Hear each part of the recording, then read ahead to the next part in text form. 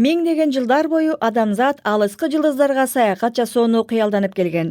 Белгилүү окумуштуу Стивен Хокинг жакын арада бул кыял ишке ашышы мүмкүн экенин айтты.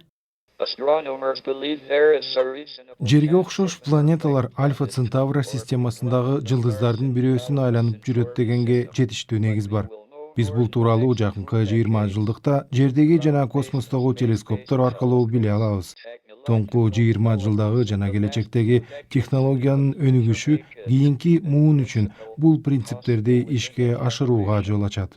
12 миллиард чакырым алыстыктагы Плутонго эбак эле бир кеме жөнөтүлгөн.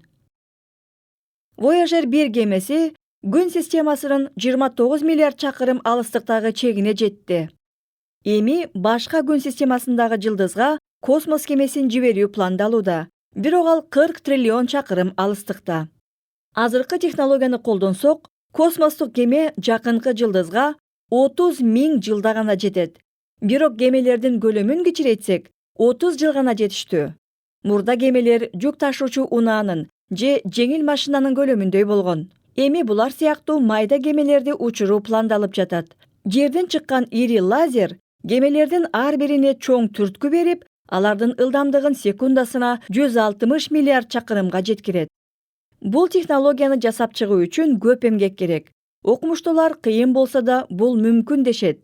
Демек жакында кыялдар чындыкка айланышы толук ыктымал.